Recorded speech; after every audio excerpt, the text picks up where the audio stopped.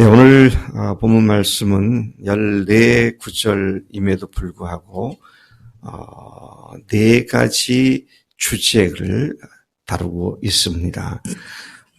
첫 번째 주제는 귀신 들린 아이의 병을 주님께서 낫게 하신 일이고요. 두 번째는 자신이 사람들의 손에 넘겨질 것에 대한 예고. 그리고 누가 큰지에 대한 제자들 간의 변론, 다툼, 서열 다툼이죠. 그리고 너희를 반대하지 않는 자가 너희를 위하는 자다라는 4가지 말씀을 오늘 본문이 소개하고 있습니다. 먼저 첫 번째 에피소드인 귀신 들린 아이를 낫게 하신 기록을 좀 먼저 묵상해 보겠습니다. 바로 어제 우리 읽은 말씀에 보니까 변화산에서 일들이 있었던 그 다음 날입니다. 그 다음 날 예수께서는 세 제자들과 함께 산에서 내려오셨습니다. 자, 제가 이걸 그렇게 생각하지 못했었는데 이 말씀 보니까 변화산에서 하룻밤을 지내셨구나. 그냥 올라가셔서 그냥 잠깐 있었던 일로 생각했는데 그게 아니고 하루를 머무셨구나, 제자들과 함께. 그리고 내려오셨다. 거기에는 남아있던 7 제자들, 8제자들이죠. 당시에는 8 제자들에게, 아니죠. 9이구나. 가룟 유다까지 아직 있으니까.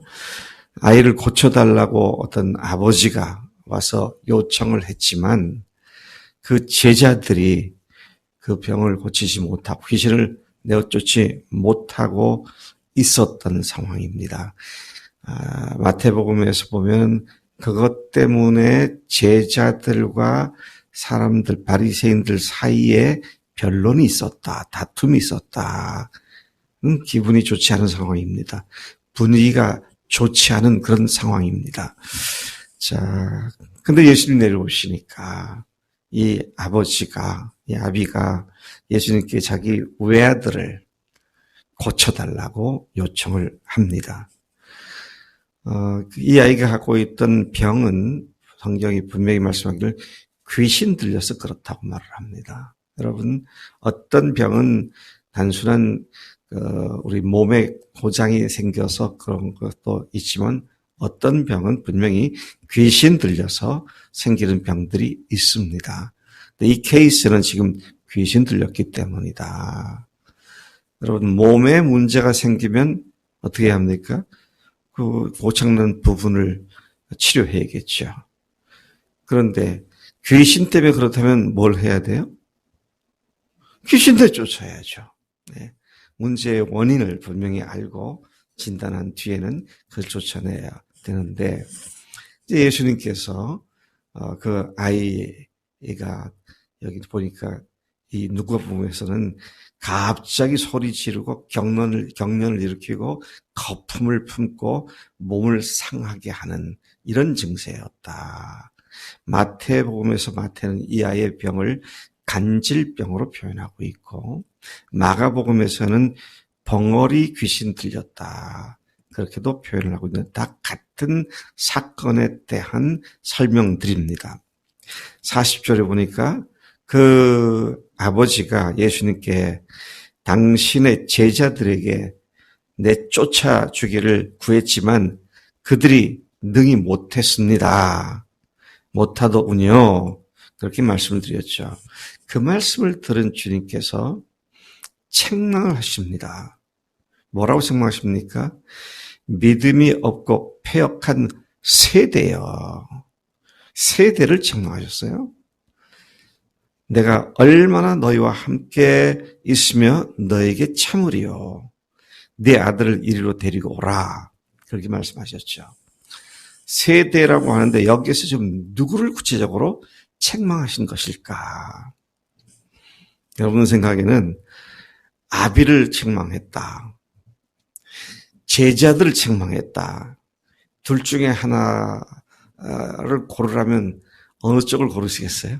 1번 아비, 2번 제자들. 2번인 것 같아요. 제자들을요?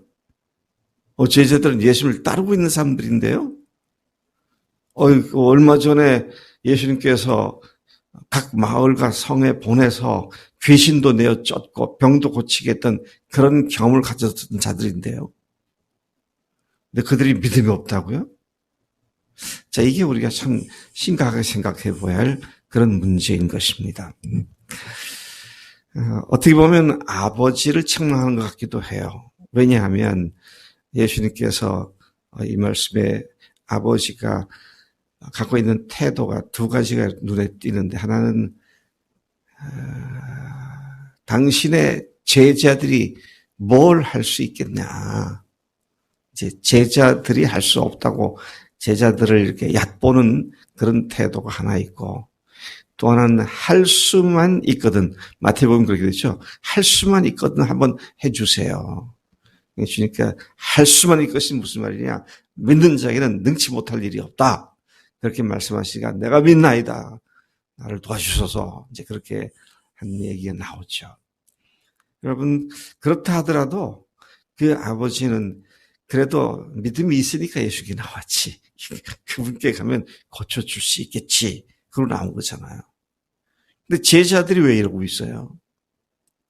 아까 말한 것처럼 누가복음 9장 멀리도 안 갑니다. 같은 9장 1절부터 6절까지에 보니까 각 동네에 보내서서 여러 날 동안 복음을 전하고 돌아왔는 그들인데 귀신도 쫓고 그렇게 했는데 왜 여기서는 못했는가?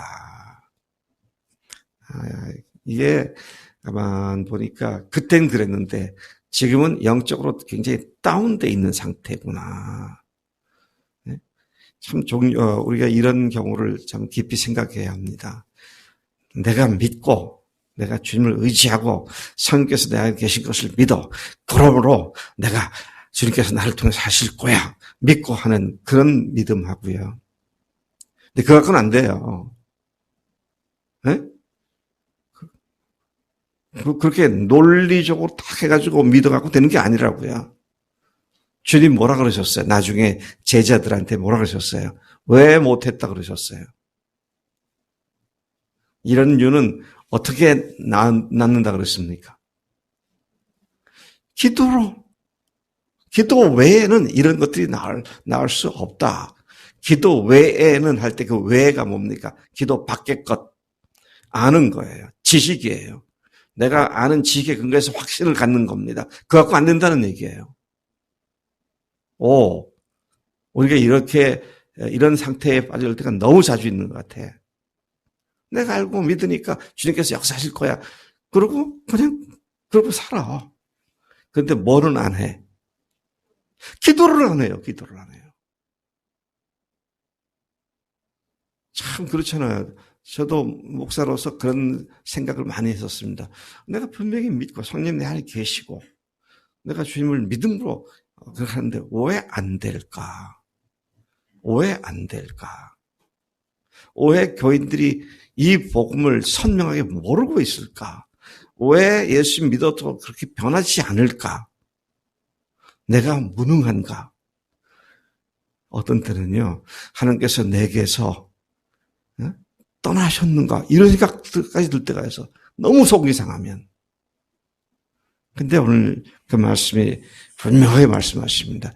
너희들 생각 갖고, 아는 논리 가지고 그거 갖고 되는 거 아니다. 기도로 되는 거다.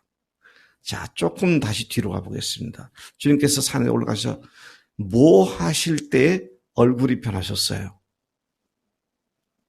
기도하실 때입니다. 겟세마네 동산에서도 제자들은 예수님을 철저히 믿었죠. 그래서 끝까지 주님과 함께 있었잖아요. 근데 그들은 뭘 안 했어요? 기도를 안 했어요. 알고 믿고 철저히 의지하고 그렇지만 기도를 안 했습니다. 근데 주님께서는 기도를 한 결과 십자가를 지시는 일을 감당하시게 되죠. 참 그래서 우리가 아는 상태가 믿는 상태라고 착각하는 건 큰 패착이다. 이 사실을 다시 생각하게 됩니다. 왜 기도를 통해서만 가능한가 할 때 그 이유가 뭔지 아세요? 기도를 통해서 주님과 내가 완전히 하나가 되어 그분의 능력을 힘있고 덧입기 때문인 것이다 하는 것이죠. 아무리 내가 잘 알아도 능력이 없습니다. 네. 신학생들은 클래스에서 얼마나 논쟁도 많이 해요. 다 소용없어요. 소용없어요. 기도하지 않으면 소용없더라고요. 그래서 여러분, 저도 열심히 사람들 만나고 돕고 성경도 같이 가르치고 설교도 하고 아침에도 이렇게 하지만 기도가 뒷받침되지 않으면 이런 종류가 나올 수 없다. 그래서 여러분, 기도하지 않으면서 나는 왜 이럴까? 뭘 왜 이럴 거야? 기도하지 않으니 그렇지. 김혜린, 알았어? 기도해야 힘이 나는 거고, 기도해야 내 속에서 성령께서 나와 하나가 되셔가지고 일을 하실 수가 있는데, 자, 그런 측면에서 우리가 정말 기도의 사람이 돼야겠다. 오늘 짧은 6절까지의 말씀이지만, 6절에 해당되는 말씀이지만, 참 주님께서 소중한 것을 우리에게 지금 말씀하고 계신 것을 보게 됩니다. 주님께서 여기서 마태복음 17장 20절에서는 너희 믿음이 작은 까닭이다. 그렇게 말씀해요. 아예 믿음이 없다. 믿음이 없다. 너희들 눈곱만큼도 없다. 이런 말씀 안 하시고요. 믿음이 작은 까닭이다. 그러면서 기도 외에 다른 것으로는 이런 종류가 나갈 수 없다. 근데 우리가 생각하면요. 아비인 그 아이의 아버지에게도 믿음이 작았고 또 제자들에게도 믿음이 작으니까 이런 상황이었구나 하는 것을 보게 됩니다. 작다라는 말은 믿음이 어떤 속성을 갖고 있다는 얘기예요. 믿음이 가지고 있는 속성 중에 이 작다라는 표현은 믿음이 어떤 것이라고 얘기하고 있는 겁니까? 커진다는 겁니다. 그죠? 작은 믿음이 커지는 거예요.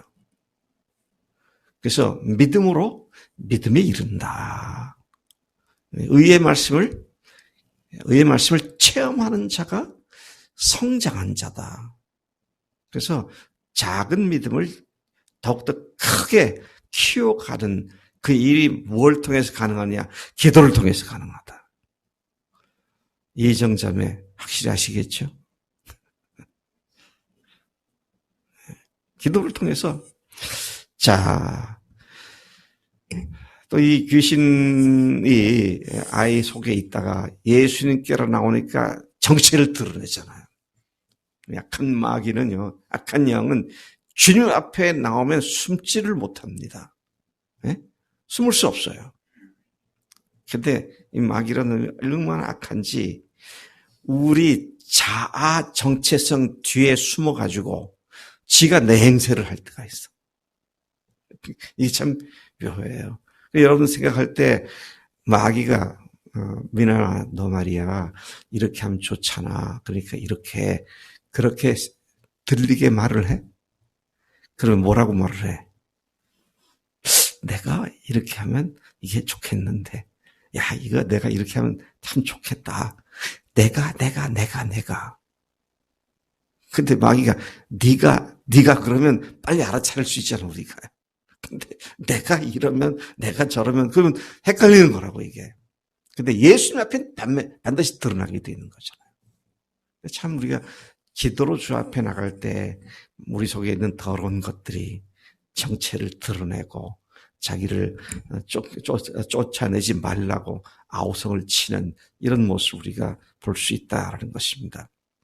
근데 여기도 주님께서 아까 뭐라고 하면 믿음이 적은 자들에 대해서 세대에 대해서 패역한 세대다. 제가 어제 이 말씀 보고요. 참 마음에 회개가 되더라고요.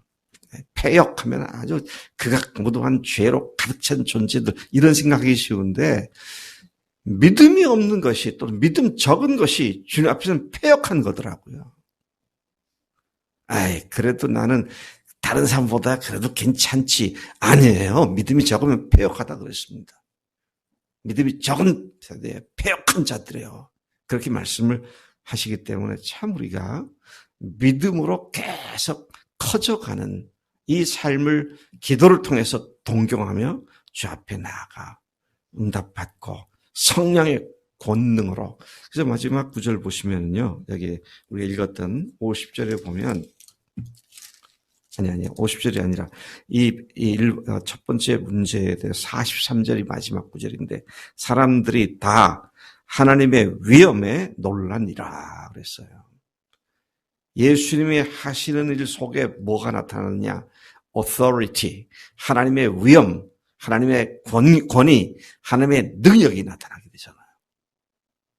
그래서 하나님의 능력은 뭐라고 했습니까? 말에 있지 않고, 그렇죠?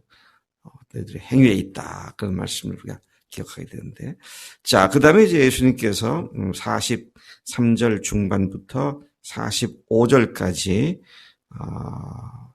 그냥 잠깐 언급하고 지나가는 것으로 나와 있는데요. 뭐라고 그랬습니까? 그들이 다 행하신 모든 일을 놀랍게 여기서 예수께서 제자들에게 이르시되 이 말을 너희 귀에 담아두라. 무슨 말을? 인자가 장차 사람들의 손에 넘겨지리라 하시되.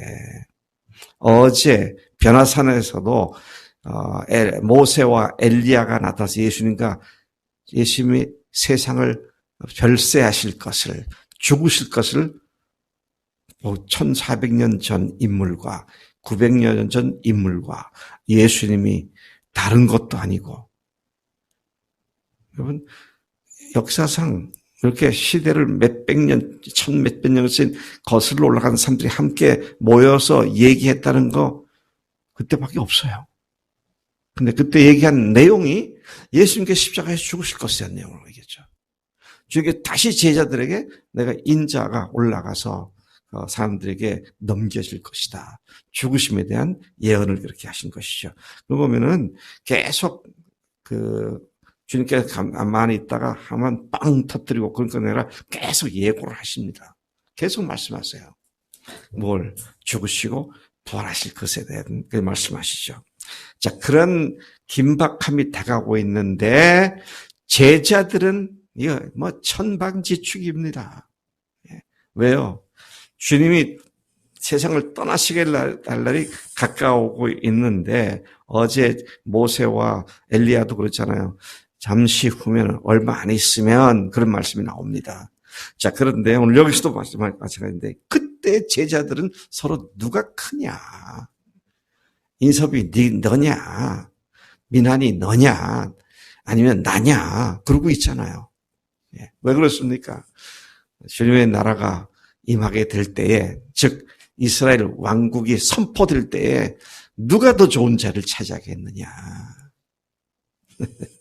주님을 따르는 자들이 주님을 통해서 자기들 영광 취하겠다고 하는, 이게 3년간 그들을 끈질기게 따라붙은 선입견이잖아요. 참 무섭습니다. 얼마나 지독한 일인지. 자, 계속해서 보겠습니다. 누가 크냐는 말씀을. 근데 주님께서는 그럴 때 어린아이 하나를 예수님 옆에 세우고는 이 작은 아이 하나를 영접하는 자가 그가 큰 자다. 너희들 폼 잡고 권세 떨치려고 하는데 그거 아니다. 아이 하나, 어린아이 하나 섬기는 자가. 그래서 주님께서 하신 말씀이 뭡니까? 이런 아이들 영접하는 사람이 나를 영접하는 거고, 나를 영접하는 사람이 바로 하나님을 영접하는 거다. 그렇게 말씀하심으로써 권위를 가지고 압도하는 그런 리더십이 아니라 섬기기 오신 주님, 그분의 정체를 그렇게 말씀하십니다. 이제 마지막 49절, 50절에 보면 오늘도 이런 경우를 종종 보게 되는데, 예수님의 이름으로 귀신을 내쫓던 것을 본 제자들이 자기들과 함께 하지 않으니까, 여보, 왜 당신 그렇게 하오? 하지 마! 예수님도 안 따르는 사람들이 말이야. 이렇게 야단을 했다는 거 아닙니까?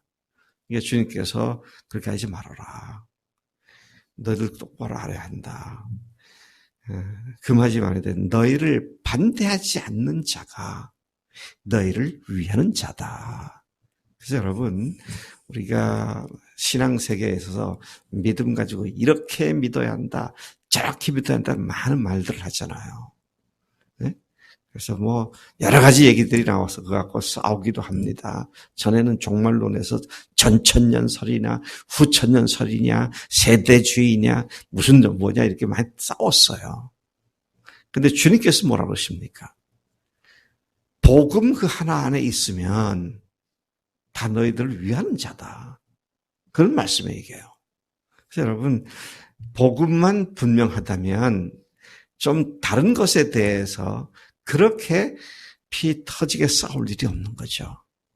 근데 내 믿음이 우월하다는 우월감을 가지고 다른 사람들을 깔보고 얕보고 이런 것이 문제죠. 그렇다고 잘못된 것을 판단하지 말고 내빼둬라. 다 인정해. 그 말은 아닙니다. 구멍난 복음 믿고 있는 사람 구멍난 거 가르쳐 줘야죠. 구멍 기운 복음. 그래서 제가 그랬잖아요. 복음이 분명하다면. 네? 복음이 분명하다면. 여러분, 그런 의미에서 우리가 나하고 똑같지 않으면 너는 가짜다. 이렇게 한다면 큰 문제다라는 것이죠. 항상 우리가 복음이 같다면 뭐 장로교면 어떻고 침례교면 어때요? 문제는 복음이 문제인데. 근데 이런 것들을 볼 줄 모르면 참 얼마나 편협한 사람이 되는지 몰라. 같은 부활을 얘기해도 내가 바라는 부활만 진짜고 네가 바라는 부활은 가짜다. 이건 또 무슨 소리예요? 참 기가 막힌 얘기입니다. 이런 사람들을 일컬어서 뭐라 그러냐. 적전분열을 일으키는. 우리 싸울 대상은 마귀인데 지들끼리 싸워. 그건 아니잖아요. 그래서 오늘 제가 그러니까 다시 말씀드리지만 이 말씀에 근거해서 말씀드리는데 복음이 같다면 좀 다른 거는 괜찮아요. 네. 복음이 같으면 좀 키가 큰 미나니가 뭐 나보다 키가 크다고 그건 뭐 문제 되나? 아멘이시죠? 하나님 아버지 감사합니다. 이 아침에 귀신 들린 아이를 고치지 못한 제자들 또 믿음 없이 구하는 믿음이 적어서 구하는 아비의 그 모습들을 보는 가운데 우리의 믿음 없음을 주님께서 지적해 주시고 아는 것으로 믿는 것으로 확실한 것으로가 아니라 그 아는 것과 믿는 것에 기초한 기도가 우리를 능력 있게 주님의 사역을 감당하게 하시는 줄로 믿습니다. 하나님 우리로 하여금 아는 것을 그렇게 사는 것으로 착각하지 않도록 이 시간 우리 경각심을 주셔서 오니 더욱더 열심히 기도하여 주님 성령님과 우리가 완전히 합일이 되어 하나님께서 하시고자 할 때는 언제든 우리가 그대로 쓰임받는 통로가 될 수 있도록 하나님 우리를 그렇게 붙잡아 주실 줄로 믿습니다. 기도 열심히 하겠습니다. 성령님과 함께 동행하겠습니다. 감사하고 예수님의 이름으로 기도로 쌉나이다. 아멘. 아멘.